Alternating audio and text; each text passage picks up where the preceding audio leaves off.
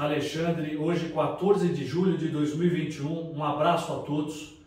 Hoje eu estou aqui com o Coronel Tadeu. Coronel Tadeu, gentilmente me recebendo aqui em seu escritório para uma conversa. Hoje nós vamos falar de algumas coisas. Vamos começar por um assunto muito importante que é o estado de saúde do presidente, que está sendo transferido para São Paulo. Coronel, obrigado mais uma vez por me receber aqui. Obrigado, Alexandre. É um prazer receber você aqui no meu escritório. Olá, amigos, a todos vocês espectadores. É um prazer também estar falando com vocês. Nós vamos falar sobre a saúde do presidente, vamos falar sobre voto impresso, vamos falar sobre a política nacional, eleições de 2022, Alexandre. E tem muita coisa boa para passar para os nossos seguidores. Excelente. Começando, Coronel, pela saúde do presidente, que informações que o senhor poderia dar para nós aqui? Vamos lá, vamos fazer uma retrospectiva disso. Dia 6 de setembro de 2018, todos nós brasileiros patriotas nos lembramos do que aconteceu nesse dia. Um atentado contra o presidente na cidade de Juiz de Fora. Um militante do PSOL foi lá e conseguiu esfaquear o nosso presidente Jair Bolsonaro. Nós tivemos dias de muita angústia, de muita oração, né, de muita reza pela saúde do nosso presidente, que finalmente se recuperou, ganhou a eleição no primeiro turno e ganhou a eleição no segundo turno, com 57 milhões de votos. É claro que não foi uma simples facada. E essa pancada, essa facada trouxe consequências para a saúde do presidente. O que está acontecendo hoje é um resultado ainda do reflexo dessa facada. Ele deve ter tido algum problema, alguma obstrução no intestino. Eu estou apenas aqui conjecturando, porque não sou médico e nem estou ao lado do presidente. Mas com certeza há alguma complicação também a ser resolvida pelos médicos que estão tratando o presidente. E nesse momento, que agora são aqui 18 horas e 45 minutos, o presidente deve estar chegando aqui em São Paulo para ser hospitalizado, provavelmente no Hospital Albert Einstein, onde ele sempre esteve para tratar desse problema. Então nós não vamos nos preocupar, vamos fazer as nossas orações para abençoar as mãos dos médicos que cuidam do presidente e orar pela saúde desse grandioso patriota que nós temos. Exatamente, vamos orar pelo presidente. Passamos o dia já em oração, que Deus abençoe o presidente, que Deus abençoe o Brasil. Vamos continuar acompanhando aí o estado de saúde do presidente. Coronel Tadeu, uma das pautas hoje mais importantes, que mais preocupa os brasileiros, é o voto impresso auditável com contagem pública. Inclusive estão marcando manifestações para o dia 1º agora de agosto, dia 7 de setembro. O senhor poderia falar um pouquinho para nós sobre isso daí? Opa, um assunto importantíssimo, Alexandre. Gente, vamos olhar no passado. Eu vou tentar fazer um pequeno histórico do que é essa história do voto impresso.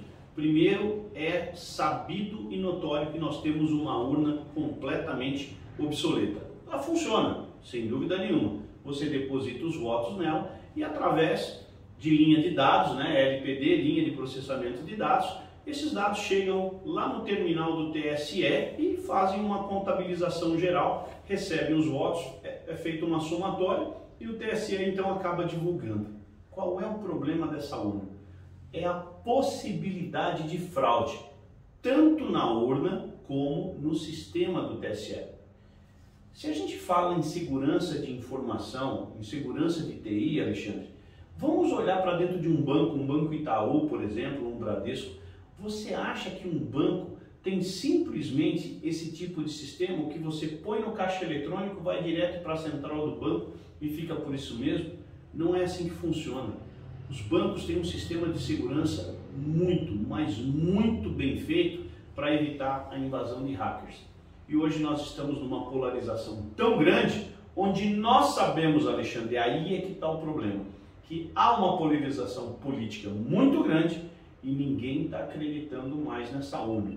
Todo mundo está desconfiado, porque o nosso sistema judiciário é aparelhado, não é está aparelhado, é aparelhado principalmente por pessoas de esquerda. Aí vem a maior desconfiança. Será que o nosso voto vai ser creditado? Que vai ser creditado, vai mesmo, porque nós vamos digitar. Mas será que ele vai seguir fielmente do jeito que nós colocamos na urna até a contabilização final?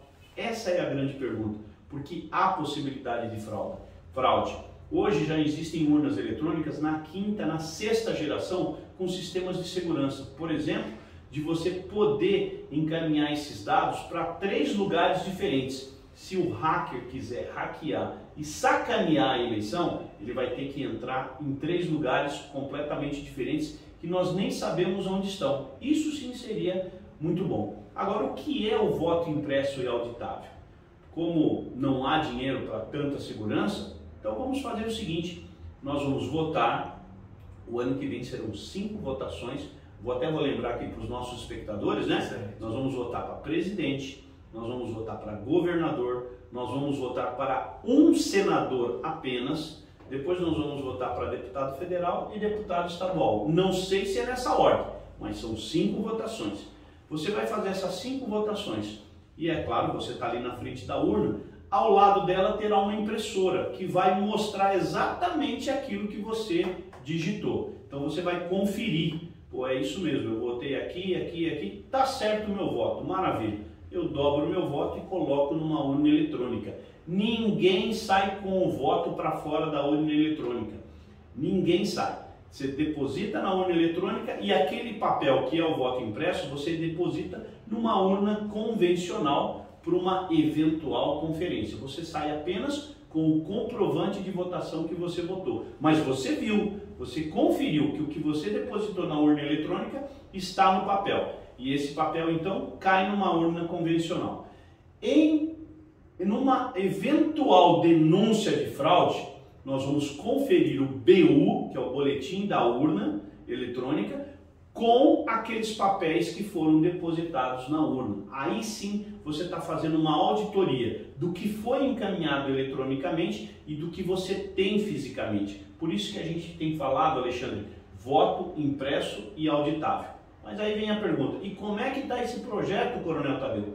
Esse projeto está numa comissão especial, o relatório está para ser lido pelo deputado federal do Paraná, do PSL, Felipe Barros, e aí sim ele vai ser votado numa comissão especial. Temos a esperança e quase a certeza de que ele será aprovado. Sendo aprovado, ele vai para o plenário da Câmara dos Deputados e lá nós vamos enfrentar a situação mais difícil, que é uma votação de um quórum qualificadíssimo. Precisamos de 308 votos dos 513 deputados por 2 vezes. Vota a primeira vez e depois vota a segunda vez. Teoricamente, Alexandre, há um interstício de 5 sessões entre a primeira votação e a segunda. Mas, historicamente, a gente tem colocado, após a primeira votação, um requerimento pedindo a redução desse interstício. Então, você vota meia hora depois, você já faz a segunda votação. Então, você vota 308, conseguiu, vamos para a segunda. Mais 308, aprovado na Câmara. Aprovou na Câmara, segue para o Senado Federal, para o mesmo procedimento. Então são 2 votações de um quórum qualificado, que a gente trata lá de 3/5 do total de deputados e 3/5 do total de senadores. Votou nas 2 casas, o presidente nem sanciona, porque trata-se de uma mudança na Constituição. Então a mudança na Constituição a gente chama de promulgação. O presidente do Senado, que é o senador Rodrigo Pacheco, ele faz a promulgação desse projeto de emenda constitucional e transforma isso numa emenda constitucional, alterando a eleição. Há uma ameaça muito grande aí do Rodrigo Pacheco, presidente do Congresso, diz que ele não pautaria isso no Senado.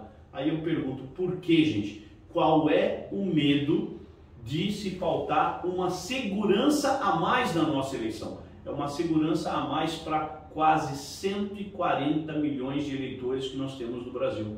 Então, por isso que nós estamos defendendo o voto impresso, Alexandre, com toda a propriedade.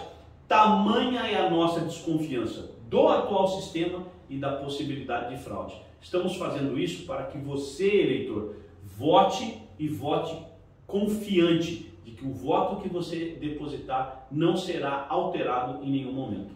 Excelente, Coronel Tadeu, explicação bem detalhada. E essa pauta é foco para os brasileiros, foco nas redes sociais. Lembrando que nós estivemos nas ruas e o Coronel Tadeu, eu como ativista, sou testemunha, que já estive com o Coronel Tadeu em algumas manifestações, o Coronel Tadeu ao nosso lado. A última foi sobre o voto impresso auditável na Avenida Paulista. Exatamente. O Coronel Tadeu estava junto conosco. Estive também com o Coronel Tadeu na rua do governador João Agripino Dória. Nós já vamos falar disso daí.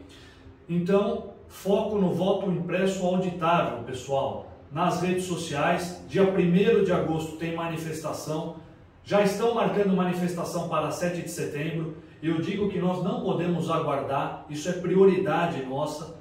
Convençam, entrem nas redes sociais, cobrem os seus deputados. Nós precisamos de transparência em 2022. Transparência, nós só queremos transparência, que isso não beneficia apenas a um partido, isso beneficiará a todos os partidos, só não beneficiará aqueles que não querem transparência. Exatamente, aqueles que estão tentando dar um jeito de fraudar essas eleições. Exatamente. Falando de João Agripino Dória, de governo PSDB, o Coronel Tadeu tem sido bastante combativo, eu tenho acompanhado isso, ou pelas redes sociais, ou nas ruas. Eu tenho comentado o seguinte, nós temos acompanhado algumas obras, Coronel. Uma delas é o Rodoanel, que era para ter ficado pronto em 8 anos. O início dela foi em 1998, governo Mário Covas, PSDB. Uma obra que era para ter custado 9,9 bilhões. Essa obra em 2018, matéria do R7, já estava em 26 bilhões. O percurso total são de 177 quilômetros. Os 44 quilômetros da parte norte ainda não foram concluídas. Só a parte norte já está em 9,7 bilhões, quer dizer, o valor que era para ter sido total da obra. Então, o valor inicial, 9,9 bilhões, só a parte norte já está em 9,7 bilhões. A obra em 2018 já alcançou 26 bilhões. E falando de outra obra, o monotrilho, que passa ali na Roberto Marinho, uma obra que era para ter ficado pronta na Copa do Mundo de 2014, gestão Alckmin, não ficou pronta até hoje e ela não vai se pagar, porque o valor inicial dessa obra, 3 bilhões, hoje ela já está em 4 bilhões e meio, matéria do G1, e a obra não foi concluída até agora. Coronel, fala um pouquinho para nós sobre isso. Essas obras, nós temos muitas obras aqui no estado de São Paulo, como, por exemplo, o Rodoanel. O Rodoanel já foi alvo de vários escândalos. Já pegou a administração Alckmin, já pegou outras tantas administrações e já pegou e colocou muita gente na cadeia. Político adora obra, gente. Político adora ter uma obra e principalmente aditar essa obra. O que significa aditar? Colocar mais dinheiro naquilo que foi orçado inicialmente. Isso é uma praxe em praticamente todas as obras que eu já vi na minha vida, para que a gente possa ter o famoso dinheiro da propina. E essa é a verdade, que a gente tem que falar exatamente o que você precisa ouvir. Quando você vê um aditamento de uma obra, Alexandre, é sinal daquele, já me acende aquela luzinha amarela aqui atrás para dizer, ó, aí tem alguma coisa, aí tem. E depois acende a luzinha vermelha quando você faz o primeiro aditamento, o segundo aditamento, o terceiro aditamento. E isso tem sido uma praxe nas obras do governo do PSDB aqui em São Paulo, descaradamente. Vocês conhecem um tal de Paulo Preto? Pesquisa no Google, dá um Google aí para ver quem é Paulo Preto. Já foi parar na cadeia e era simplesmente o sujeito que organizava toda essa distribuição de propina do Rodoanel, das obras do metrô e provavelmente aí dessa obra do monotrilho, que nós temos aqui que liga o aeroporto de Congonhas, vai lá para a Zona Sul, eu não lembro onde é essa... Do Jabaquara até o Morumbi. Do Jabaquara... Passando por Congonhas. Passando por Congonhas, exatamente. Do Jabaquara ao Morumbi, passando no aeroporto de Congonhas. Uma obra que era para ter sido finalizada para a Copa do Mundo de 2014. Ela não está pronta até hoje.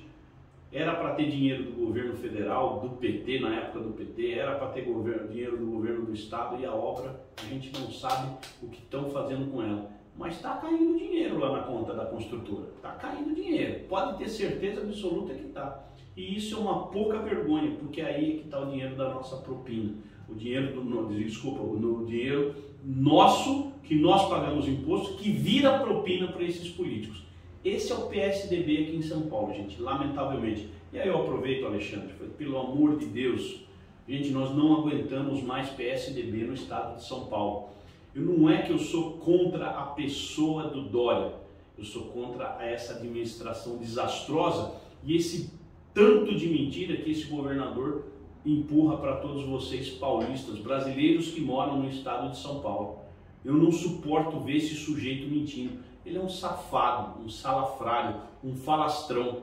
E me toca pessoalmente, me arranha na carne em relação à Polícia Militar do Estado de São Paulo. Em 2018, esse falastrão se blindou numa campanha chamada Bolsodória, aproveitando o nome do presidente Bolsonaro para ganhar a campanha em cima do outro candidato, que era o governador Márcio França. E para conquistar os policiais, prometeu que até o final do mandato dele faria uma recomposição salarial, colocando a Polícia Militar do Estado de São Paulo como a polícia mais bem paga do país, exceto o Distrito Federal, porque o Distrito Federal eles recebem um bom salário e merecidamente recebem esse dinheiro, porque fazem jus a isso, salvam vidas, mas ele não queria competir com o Distrito Federal. Mas com os outros estados ele iria competir. Por quê? Porque o Estado de São Paulo é o que mais arrecada. Tem uma arrecadação hoje aproximada de 290 bilhões de reais. É a segunda maior arrecadação do Brasil, só perde para o governo federal, que aí é covardia, são 4 trilhões praticamente de reais. Mas, sendo o Estado mais bem pago, como é que consegue ter a polícia mais mal paga do Brasil? E ele prometeu isso e não vai cumprir. Então não dá para acreditar no sujeito. Por isso que corta na minha carne essa figura desse governador que, infelizmente, a população de São Paulo elegeu e que eu quero tirar a todo custo e não deixar esse sujeito nunca mais entrar na política. Então eu faço isso porque nós precisamos limpar a política. E o governador João Dória é um câncer para a política brasileira. Ele não agrega absolutamente nada. E as amostras estão aí, como o Alexandre falou. Rodoanel e o monotrilho que liga o Jabaquara ao Morumbi e mais algumas obras. É isso, gente. Essa é a gestão PSDB e esse é o governador João Agripino Dória. O João Agripino Dória, não apenas com relação às obras, mas com relação ao que fez no ano passado, dizendo de tamanha preocupação com a pandemia, passou na Assembleia Legislativa de São Paulo a seu pedido a PL 529, aumentando o ICMS de produtos como seringa, agulha, alimentos, aumentando o ICMS até de produto para obra, de areia e etc. O Dória, que é tão preocupado com o paulistano, ele voltou a cobrar IPVA de deficiente físico. O Dória, coronel, derrubou, mandou fechar 3 hospitais de campanha que ele tinha levantado no ano passado. Só o do Pacaembu custou 23 milhões de reais para montar, matéria G1. O Dória mandou fechar 5 prontos-socorros em São Paulo. Que preocupação que esse governador, que vai para Miami no final do ano, que vai tomar sol em piscina em Copacabana, em hotel em Copacabana, no Rio de Janeiro, que preocupação que esse governador tem com o estado de São Paulo? Não tem nenhuma. Fala um pouquinho para nós, coronel, sobre essa PL 529, o aumento de ICMS. Teve outra dele agora, 329, que ele endividou o estado em 8,8 bilhões de reais com bancos internacionais. Vai endividar, né? E mais uma vez relembrando a todos vocês lembram da campanha de 2018? Ele dizia assim, com aquela cara de cínico: eu não sou político, eu sou um gestor. Então vamos falar de gestão, Alexandre. Que gestão é essa? Eu fico pensando em quantos empregos ele destruiu aqui no estado de São Paulo e fico pensando em quantos CNPJs ele assassinou nessa gestão da pandemia. E o Alexandre citou muito bem 2 coisas principais. A primeira, para fazer marketing, ele construiu 4 ou 5 hospitais de campanhas aqui na cidade de São Paulo e na Grande São Paulo. 3.000 leitos. Pois bem, gente, esses 3.000 leitos foram subutilizados, na época não precisava, apenas foram ocupados em 15%, isso constatado por uma patrulha de deputados estaduais que chamava PDO, Parlamentares em Defesa do Orçamento. Muito bem, dou parabéns a esses deputados que fizeram isso, cumpriram o seu dever de fiscalizar e foram lá e encontraram essa situação. Gastaram milhões nesses hospitais de campanha, ninguém utilizou, foram desmontados, 3.000 leitos desmontados e 3, 4 meses à frente o número de contaminações explodiu e nós estávamos precisando tanto de leitos e não tínhamos mais leitos. Infelizmente, por culpa do governador João Dória, muitas pessoas morreram por falta de um atendimento na saúde do estado de São Paulo. Que gestão é essa, governador?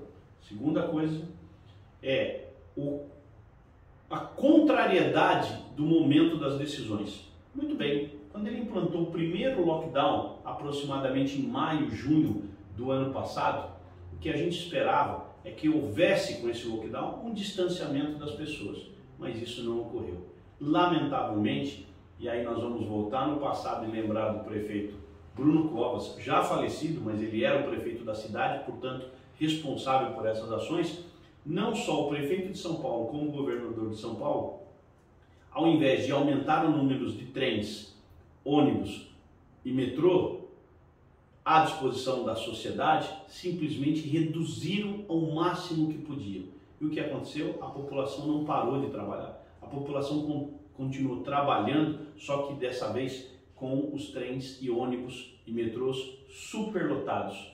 Isso não tinha o menor cabimento. Foi aí onde ele conseguiu aumentar muito mais a proliferação do vírus e o nível e o número de contaminações na cidade de São Paulo. E todo mundo sabe que quem está aqui tem parente no interior, e aí ficou transitando entre capital e interior, e o vírus então foi facilmente para o interior, onde passou a contaminar. Aí vieram os famosos lockdowns no interior, em cidade onde você nem tinha casos de Covid. Pior que isso foi ter remado contra o tratamento precoce.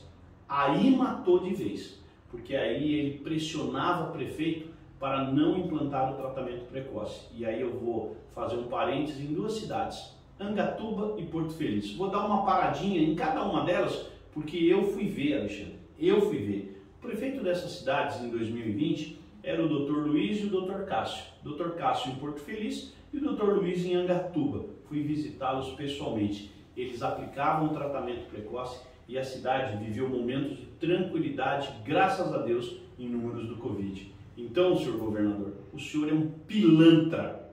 Vou falar de novo. Um pilantra, um safado, sem vergonha, que fez tudo errado nessa pandemia e tenta culpar o presidente Bolsonaro. Responda pelos seus atos, porque para mim você é um criminoso.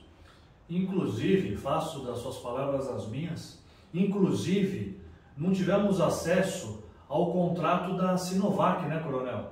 Até o presente momento esse contrato não apareceu, eivado de suspeitas. Os deputados estaduais fizeram vários pedidos, vários requerimentos de informações e não conseguiram nada. Contrato sob sigilo, por que isso? Tudo tem que ser feito de forma transparente. Aliás, um gestor, a principal qualidade dele é a transparência. Cadê a sua transparência, governador?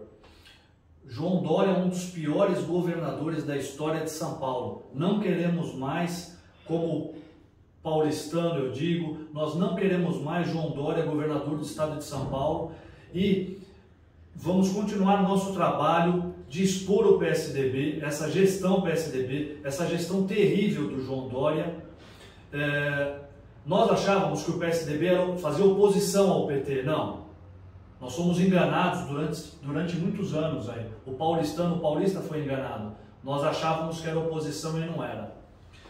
Tratando agora de um outro assunto, coronel, isso que está acontecendo, o senhor é um deputado federal da base do governo, né? Eu te acompanho o teu trabalho. Ainda bem que nós podemos contar com o Coronel Tadeu e outros políticos da base do governo, porque nós estamos vivendo numa verdadeira guerra aqui no Brasil. Então nós temos que tratar pautas importantes. O senhor deve estar acompanhando esse negócio em Cuba agora terrível, né? O povo lutando por liberdade, né? Nós não queremos jamais que o Brasil caminhe por uma situação dessa. O que o senhor poderia falar para nós sobre isso daí? A gente precisa fazer esse alerta a toda a população e, de forma inacreditável, nenhuma mídia grande toca nesse assunto Cuba. Nenhuma mídia grande toca no que é a ditadura de Fidel Castro que se perpetua até agora. E, gente, eu falo com conhecimento de causa. Cuba, Venezuela, agora a Argentina, eu conheço esses 3 países. Eu já visitei esses 3 países. Eu sei exatamente o que é. Em especial a Venezuela, que eu conheci antes de Hugo Chávez e conheci depois com o Hugo Chávez. É a pior coisa que o ser humano pode viver, é uma ditadura comunista. É a pior coisa do mundo. Você é cerceado de tudo, Alexandre. Você não pode fazer absolutamente nada. Você é vigiado e controlado pelo Estado a todo tempo. A sua liberdade vai para o lixo, para a lata do lixo. Você quer comprar, você não tem. Você quer comprar, você não pode. Você quer comprar, você não tem dinheiro. Você quer comer, você não tem dinheiro para comprar comida. Até esse nível eles chegam de controlar a sua comida, aquilo que entra na sua casa. Então essa liberdade que nós temos aqui no Brasil, Alexandre, eu tenho trabalho, eu posso estudar, eu posso viajar, eu posso me deslocar, fazer isso, fazer aquilo. Não existe isso, gente. Não existe isso. Olha o que fizeram recentemente com a Argentina. Não acreditaram no presidente Macri, elegeram ele, mas imediatamente tiraram ele na primeira eleição, após a sua vitória. E hoje o que está vivendo a Argentina? Novamente num regime de esquerda, com políticos de esquerda. E, para vocês terem uma ideia, a classe B da Argentina está na fila da miséria. A classe B, que eram empresários, que geravam empregos, que davam emprego para os argentinos, hoje está na fila da miséria. A Argentina está acabada, cenário de terra arrasada e dificilmente vai se recuperar. A Venezuela eu não preciso nem falar. Eu conheci a Venezuela nos bons tempos, que era o país mais rico da América Latina. Mesmo tendo apenas uma fonte de recursos, que é o petróleo em abundância, eles eram o país mais rico da América Latina. E um dos mais ricos do Brasil. Uma economia robusta, forte. O Chávez chegou com um discurso macio, tipo Lula. Lulinha, paz e amor. O Chávez ganhou e aí ele passou a mudar completamente o seu discurso de campanha. Passou a enganar todo mundo e levou a Venezuela para uma ditadura. E aí o povo começou a sofrer e sofre até hoje. Hoje eles estão envolvidos numa restrição absurda sobre o comando do presidente Nicolás Maduro, que é um ditador e que judia demais do povo. Pergunta para algum venezuelano se ele quer continuar morando na Venezuela. Ninguém, todo mundo quer ir embora, só que eles não têm dinheiro para sair. Eu pergunto para você, brasileiro, você tem dinheiro para ir embora para outro país hoje? Pegar suas malas ou largar tudo para trás e ir embora para outro país? Então começa a pensar nisso. Se vocês elegerem o Lula o ano que vem, você que está assistindo essa nossa live, esse nosso bate-papo, você tem dinheiro para ir embora para Portugal, Estados Unidos, Canadá, Inglaterra, Suécia, Suíça? Você tem condições para isso? Então, se você não tem, comece a pensar muito sério no governo que você vai querer para os próximos 4 anos. Eu quero Jair Messias Bolsonaro. Eu preciso desse homem para que a gente possa retomar o Brasil. Gente, o Brasil precisa de pelo menos de 16 a 20 anos com um governo de direita igual a esse que nós estamos tendo. Porque o Brasil é rico, o Brasil é um país pujante, com uma força enorme, com uma riqueza que nenhum outro país tem. Só esteve nas mãos erradas. Excelente. Precisamos do presidente Bolsonaro, precisamos de conservadores, né, coronel, nas assembleias legislativas, no Senado Federal. Em 2022, por isso que nós precisamos contar tanto com esse voto impresso auditável para ter segurança e transparência, para que os conservadores ganhem mais espaço no Legislativo em 2022 e, como o Coronel bem disse, precisamos de anos de sequência, né, do conservadorismo para limpar tudo que foi feito, essa tragédia que foram os governos PT. Aliás, isso vem de até antes do PT. Nós precisamos limpar isso daí, e não são em apenas 4 anos que nós vamos conseguir isso, com muito trabalho, trabalho árduo. Pessoal, nós vamos chegando aqui ao final. Eu quero aqui agradecer o Coronel Tadeu, deputado federal. O Coronel Tadeu sempre solícito. Eu encontro com o Coronel Tadeu nas manifestações, repito, como ativista. Eu vejo o Coronel Tadeu lutando conosco nas ruas.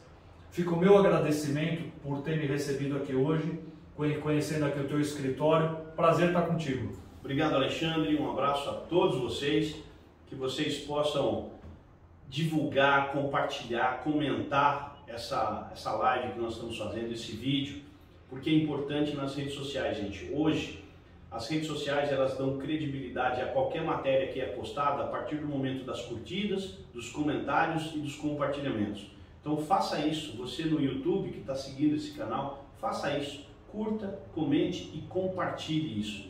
Isso vai refletir no resultado desse vídeo e as redes sociais vão entender que isso precisa ser movimentado, porque senão eles vão cortando a gente aos poucos, que era um assunto que eu queria comentar, deixar para o final. Usem as redes sociais, porque a grande imprensa não estará do nosso lado. Um abraço a todos vocês, obrigado, Alexandre. Eu que te agradeço. Um abraço a todos e até a próxima.